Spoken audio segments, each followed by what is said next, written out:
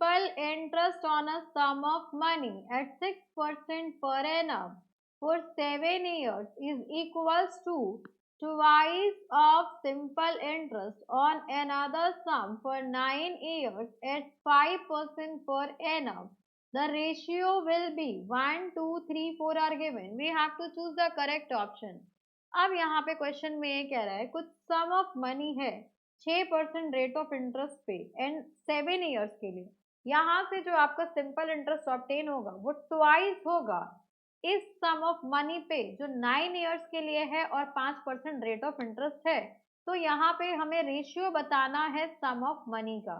तो यहाँ पे देखिए प्रिंसिपल P1 ये हो गया आपके पास प्रिंसिपल अमाउंट जिसको हम P1 से रिप्रेजेंट करेंगे। प्रिंसिपल इक्वल्स टू P1 यही वैल्यू फाइंड आउट करनी है।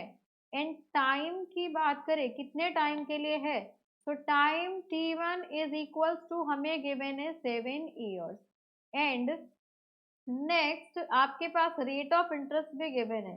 तो रेट ऑफ इंटरेस्ट पर एनम जिसको हम रिप्रेजेंट करेंगे R1 से ये हमें गिवन है 6% पर एनम।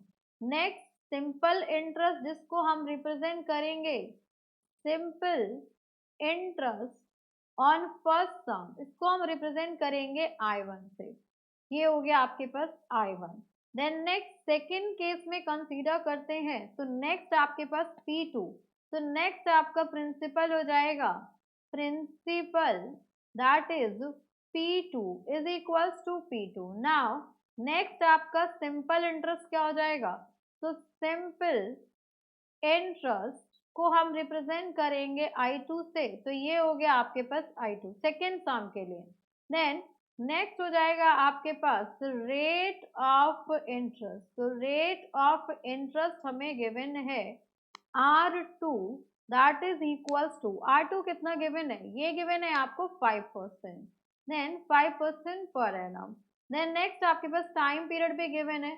तो टाइम को रिप्रेजेंट करेंगे सेकेंड सम के लिए T2 that is equals to 9 years ये गिवन है।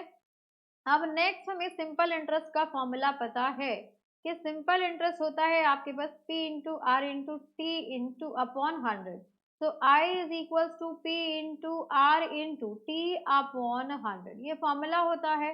एंड अकॉर्डिंग टू क्वेश्चन आपको गिवन है कि फर्स्ट अमाउंट फर्स्ट सम पे जो आपको इंटरेस्ट ऑब्टेन हुआ है वो ट्वाइस होगा सेकेंड अमाउंट सेकेंड सम पे जो इंटरेस्ट ऑब्टेन हुआ है।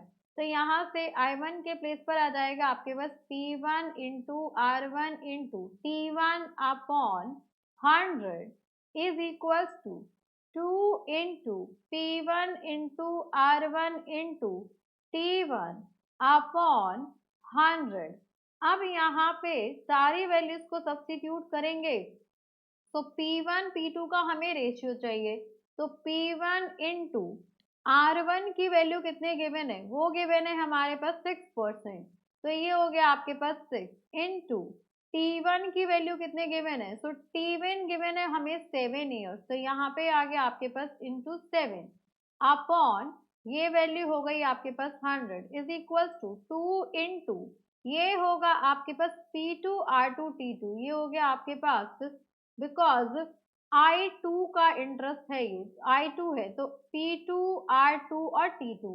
अब यहाँ पे मैं सारी वैल्यू सब्स्टिट्यूट करूं तो P2 आपको गिवन है P2 तो ये आपका एज इट इज रहेगा।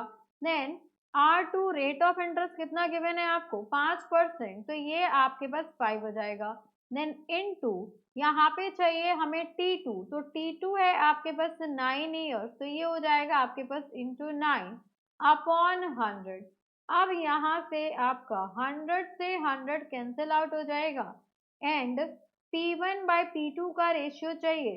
तो this implies P1 upon P2 is equals to 2 multiplied by 5 multiplied by 9 upon ये हो जाएगा आपके पास 6 इंटू 7।